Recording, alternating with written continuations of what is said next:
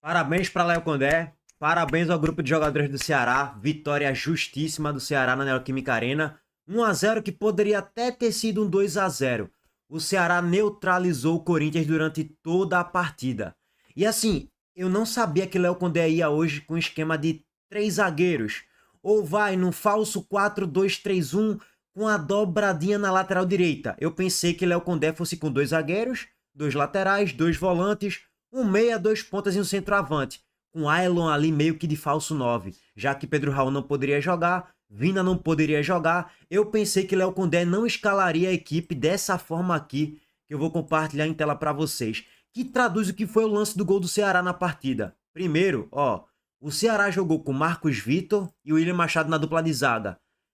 Atuação impecável dos dois mais uma vez. Ganhar do Ceará é chato pra cacete, velho. Fazer gol nesse time do Ceará é infernal. Ainda mais quando o time consegue fazer um gol, o Ceará sai na frente do marcador. Cara, é infernal fazer gol no Ceará. Aí beleza. Você tem Matheus Baia na lateral esquerda e Fabiano Souza na lateral direita. Só que Léo Condé colocou Rafael Ramos. E até na própria arte da Globo, Fabiano Souza estava como uma espécie de terceiro zagueiro. E Rafael Ramos como um ala. Um ala pela direita e Matheus Bahia como uma espécie de ala pela esquerda. E assim, eu já vou pegar aqui o gancho do gol do Ceará, que foi no gol de Galeano, que traduz muito taticamente como o Ceará conseguiu neutralizar o Corinthians, fazer o 1-0 e segurar a rapadura lá atrás e garantir 1-0. Poderia até ter feito 2-0, só que Paulinho Baia perdeu um gol cara a cara. Felipe Longo fez a defesa. Olha esse momento aqui na ofensiva do Corinthians, aos 30 minutos do primeiro tempo. William Machado, Marcos Vitor, aí você tem aqui o Rafael Ramos e Fabiano Souza, que ele sai aqui da zaga para dar o combate em Yuri Alberto. Beleza.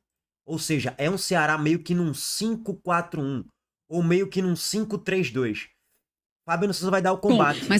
Yuri Alberto erra o passe. E aí tem a roubada de bola de Lucas Mugni. E olha onde tá Galeano. Vocês lembram que eu falava aqui várias vezes no canal?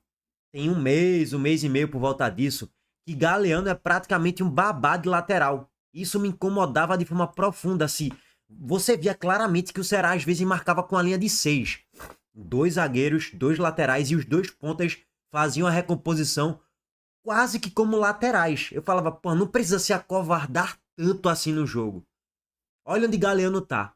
Olha o posicionamento de Galeano. Ele estava pronto pro crime. Ele estava pronto para a qualquer momento que o Ceará conseguisse roubar essa bola, que foi pela primeira vez aos 30 do primeiro tempo, ele tivesse as costas de Mateuzinho e a avenida pela esquerda para receber o passe e fazer o gol. E foi exatamente o que aconteceu.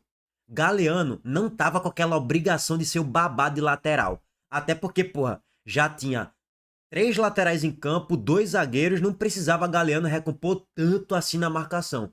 Beleza que, sei lá, se Yuri Alberto achasse um passe aqui pra Mateuzinho, beleza que ele ia meio que talvez ficar no mano a mano ali com o Matheus Bahia. Mas, porra, dane-se, a estratégia foi certa. Ponto. E aí, méritos do Ceará, que marcou bem.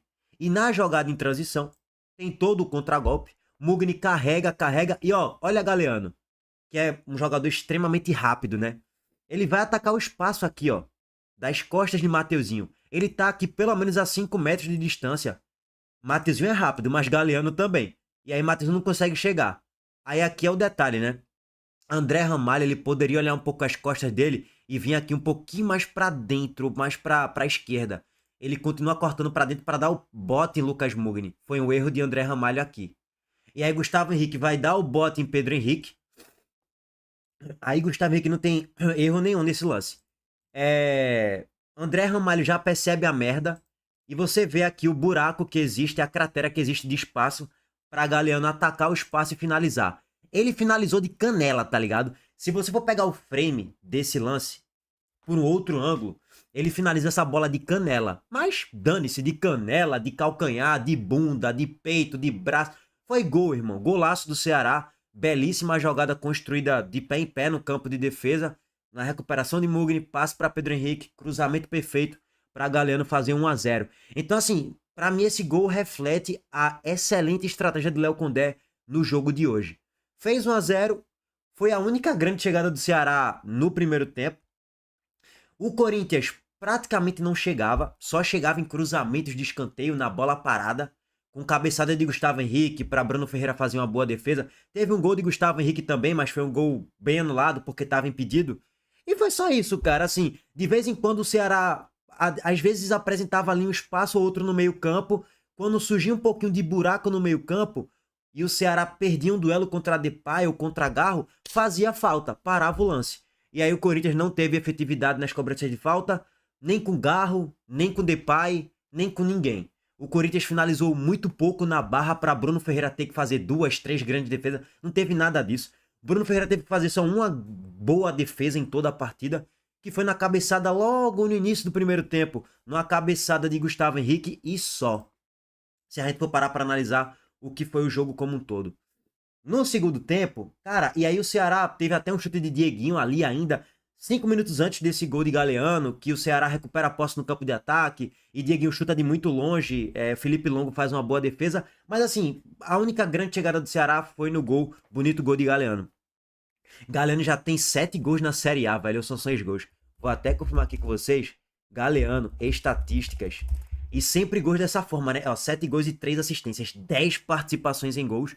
Vocês sabem que Galeano não é um jogador tecnicamente diferenciado, não é.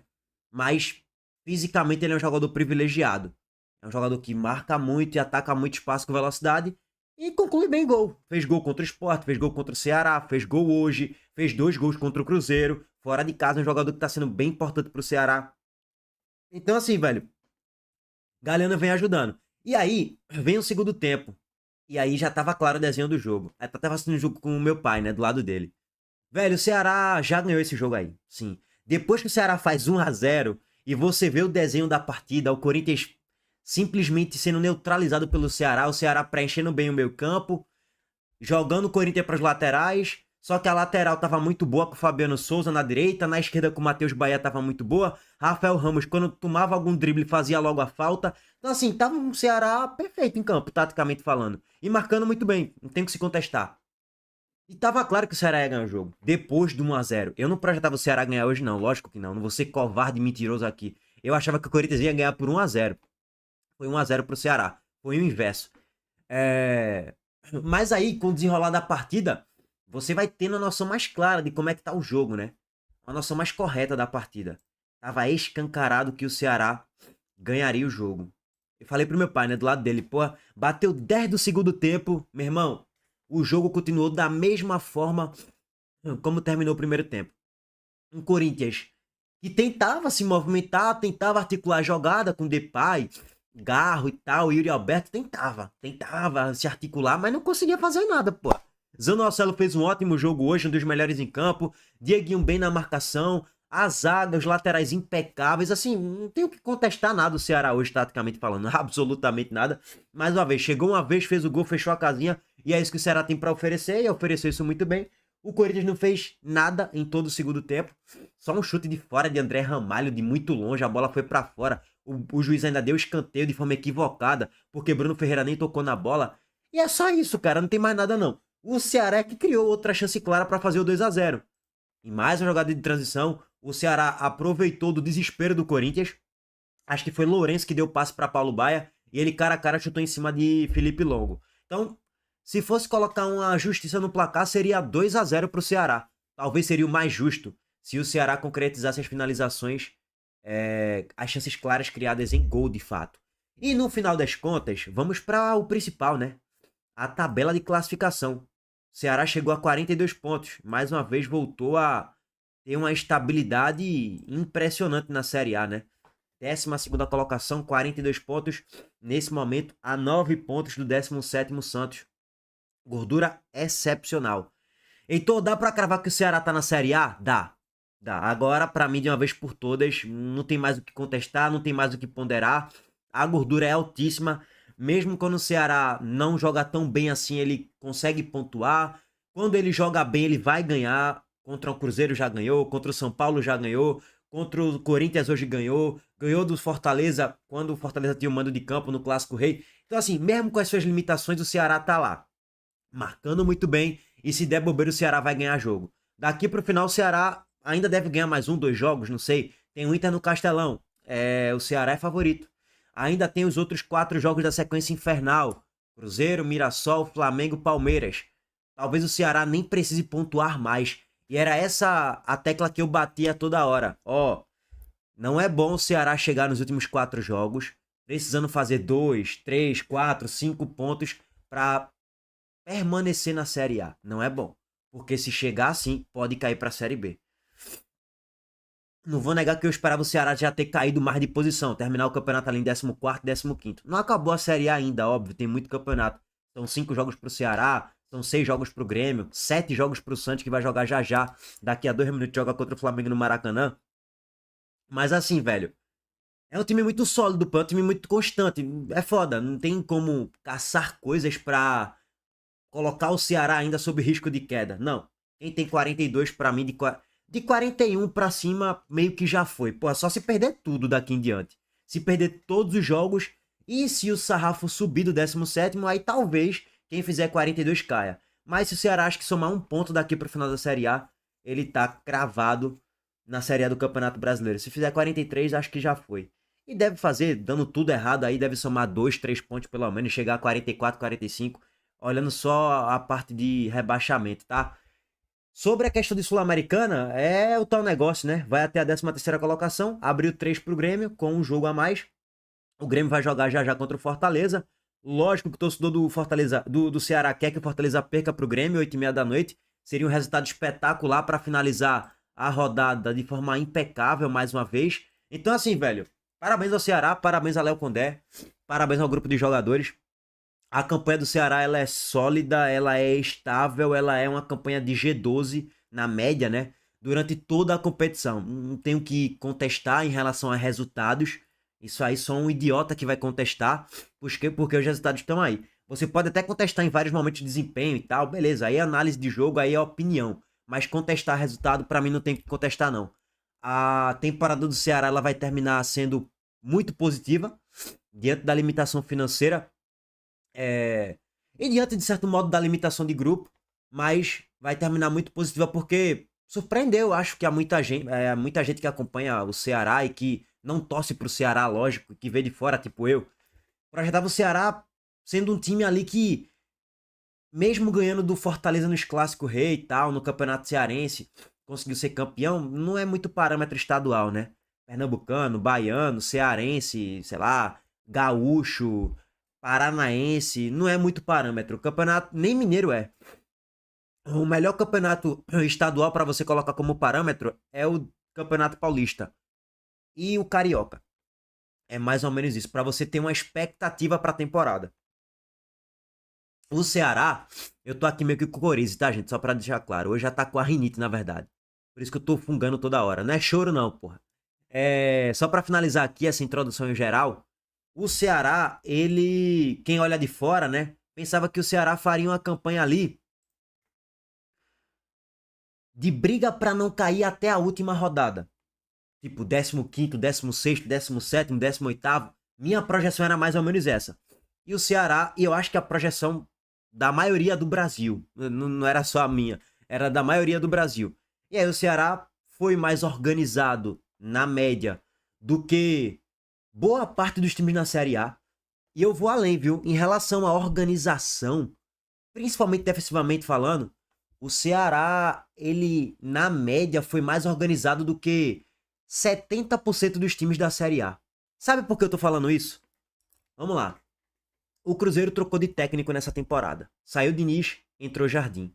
O Mirassol trocou de técnico nessa temporada. Saiu Guanais, saiu Barroca, entrou Guanais. O Baiano trocou de técnico porque é Grupo City. Beleza. O Botafogo trocou de técnico acho que umas 3, 4 vezes nessa temporada. O Fluminense trocou de técnico agorinha. Chegou o Zubeldia, tem o quê? 7, 8 jogos por volta disso. O São Paulo trocou de técnico também. Crespo chegou nessa temporada. Antes de Crespo era Zubeldia. O Atlético Mineiro trocou de técnico também nessa temporada. Já foi Cuca e agora é Sampaoli. O Vasco trocou de técnico nessa temporada. O Bragantino acabou de trocar de técnico, é Wagner Mancini. O Corinthians trocou de técnico. O Grêmio trocou de técnico. O Inter, o Vitória 3 vezes. O Santos 3 vezes. O Juventude 3 vezes. O Fortaleza 3 vezes. O Sport 3 vezes. Então assim, por que o Ceará não trocou de técnico nenhuma vez na temporada? Porque foi um time mais bem organizado, na média, do que 70% dos times da Série A. Ah, então por que o Ceará não é o terceiro, o quarto? Aí porque falta qualidade no grupo de jogadores para ser terceiro ou quarto. Então é por isso. Mas assim, em relação à estabilidade do cargo de Léo Condé, algo impressionante. Poucos times tiveram tanta regularidade nessa temporada como o Ceará de Léo Condé. E aí é mérito de Léo Condé e mérito também para o grupo de jogadores, tá? Bom, dito tudo isso, deixa eu pegar aqui alguns comentários de vocês pra gente